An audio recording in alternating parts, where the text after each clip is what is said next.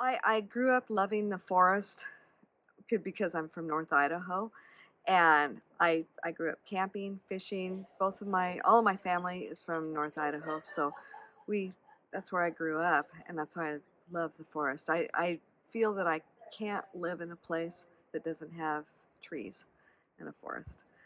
Um, I my both my grandfathers were loggers, and so when I met my husband at Spokane Community College, he was a logger, and it was love at right at the instant because I knew that's the kind of life that I wanted, is to be in the woods and be with my husband and have make our living off the land like my grandfathers had. My husband's father was a logger, so we inherited the logging business when he passed.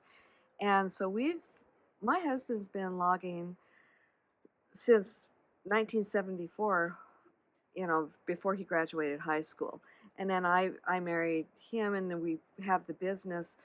We started out back in the 70s with 14 employees and a small business, and now we have two sides, and we still only have 10 employees, but we've got the log trucks and everything, and we raised our boys at logging camp, and we our business is probably about a medium-sized logging business, but he loves it. That's his life, and I don't suspect he'll probably ever fully retire. And spent many years going up on the job and working on equipment and stuff over the years. And I do all the books for the business. So that's what I was in college for, is to get my business degree, and I handle the books. I've been doing that for 40 years also. And so I'm in the office a lot, and I explained what it means to be a gopher to my granddaughter the other day.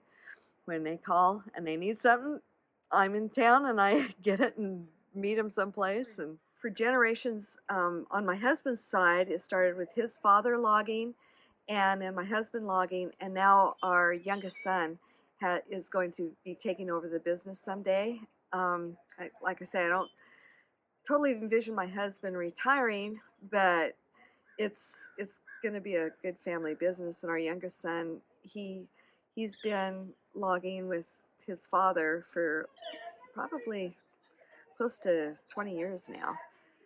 So it's we're blessed in that category that our son wants to carry on the family legacy, which is really great. It's been a good life to be out in the woods and stuff. We've bought some timber property of our own, so we are technically small woodland owners.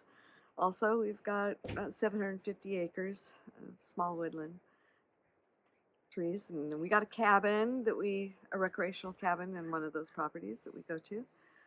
And so anyway, we've got grandkids one grandkid's really interested in it.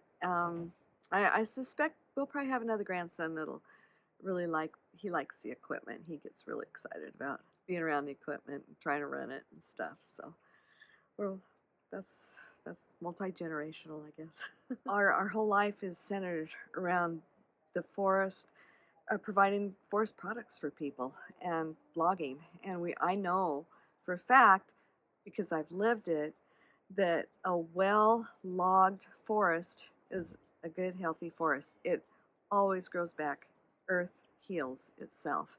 And we can assist in healing itself by replanting.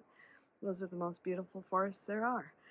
And I've seen forests that my grandfathers have logged. And my husband and we've been together for 43 years. Those forests are now beautiful from logging 43 years ago. And that's not that long in geological time. And, when I see a clear cut, I know that it's going to grow back. It doesn't bother me at all. Sometimes it's stand replacement, because we have some trees that have taken over that are more fire prone.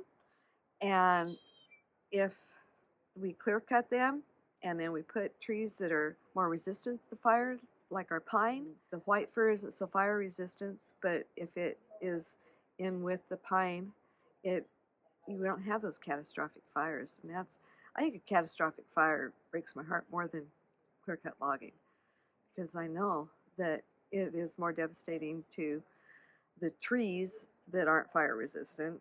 I don't know. I've grown up around managed forests. A lot of people don't realize they're looking at a forest that has been logged. There's very few forests that haven't been logged, and I think they're the most beautiful. Oh, I feel blessed. Um, I I think that I have a perspective that a lot of people don't have just by spending my entire life around the woods, not always in a logging capacity, but also just an enjoyment capacity.